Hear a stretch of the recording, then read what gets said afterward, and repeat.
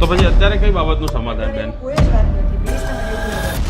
તારીખ 2 જૂન 2026 બપોરના લગભગ 1 વાગે અમદાવાદના પંચવટી એરિયાની અંદર એક ગોપાલ દરજી જે આંખેથી થોડા બ્લાઇન્ડ છે એ એમનું પાન પાર્લર ચલાવી રહ્યા હતા. એમના આંખે થોડું ઓછું દેખાતું હતું એટલે એમને અચાનકથી ભાસ થાય છે કે એક છોકરો એમના દુકાનમાંથી પડીકા ઉઠાવી રહ્યો છે. એટલે એ તરત જ એનો હાથ પકડે છે અને જેવો જ હાથ પકડે છે એ છોકરો નીચે પડી જાય છે અને રડવા માંડે છે.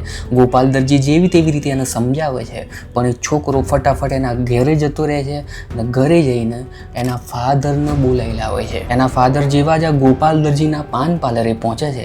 અહીંયા આ મેટર એકદમ શાંતિથી પતાવી જોઈતી હતી પણ એના ફાધર મા બેનની ગાળો આપવાની ચાલુ કરે છે ગોપાલ દરજીને. ગોપાલ દરજી ત્યાં સુધી એમને સમજાવતા હોય છે પણ ત્યાં સુધી આ માણસ 112 નંબર પર કોલ કરીને ગોપાલ દરજીને યુનિવર્સિટી પોલીસ સ્ટેશન પર પહોંચાડી દે છે. ત્યાં જઈને ગોપાલ દરજી બહુ જ આજીજી કરે છે કે કોઈ બહુ મોટી મેટર નથી, આપણે અહીંયા જ પતાવી દઈએ, હું માફી માંગવા પણ તૈયાર છું.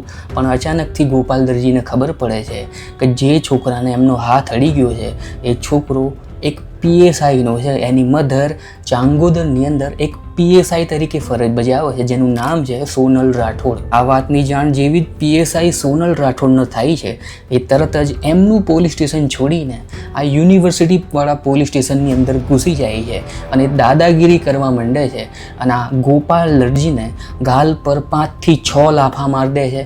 પછી એનો ઊંધો પાડીને એના જ બૂટથી મારવામાં આવે છે. જે ગોપાલ દરજી આંખેથી અંધ છે એ ગોપાલ દરજી ટોટલ 7 મિનિટ સુધી આ માર સહન કરે છે. ત્યાં સુધી યુનિવર્સિટી પોલીસ આમની આમ ઊભી આ માર જોઈ રહે છે.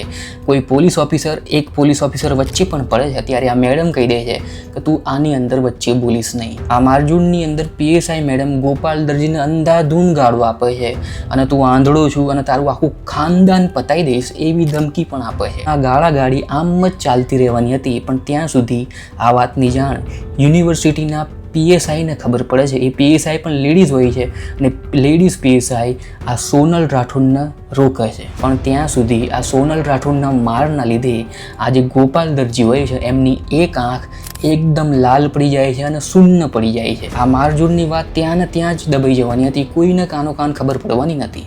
પણ અચાનકથી આ બધી જ મેટર મીડિયામાં આવી જાય છે ત્યારે PSI સોનલ રાઠોડ ગોપાલ દરજીના ઘરે પહોંચી જાય છે એ પણ સમાધાન કરવા માટે.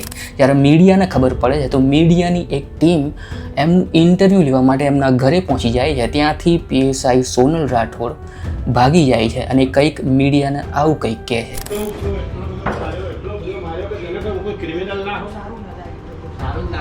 તમે માર્યો તો ખરા ભાઈને? હા. તો પછી એમના ઘરે કેમ આવ્યા છો? પણ અત્યારે એમના ઘરે કેમ આવ્યા છો? શા માટે? તમે માર્યો તો હાથ ઉપાડ્યો તો બેન? તો ખરા ભાઈ, હાથ ઉપાડ્યો તો બેન? તો પછી અત્યારે શું કરવા માટે આવ્યા? ઓળખીતા સાહેબ ભાઈના ઘરે કેમ આવ્યા? અત્યારે મારવા આવ્યા હતા કે શું કરવા આવ્યા હતા? એટલે ઓળખીતા. તો પછી અત્યારે કઈ બાબતનું સમાધાન બેન? કોઈ જ વાત નથી, પ્લીઝ તમે એવું ના કરો. તો એમણે બધા જે દાવા કર્યા અને એમને જે વાગ્યું છે પછી કેવી રીતે વાગ્યું? તો પછી ભાગી કેમ રહ્યા છો બેન? શાંતિથી વાત કરો ને. અત્યારે આ ગોપાલ દરજીની ફેમિલી કોઈ સમાધાનના મૂડમાં નથી.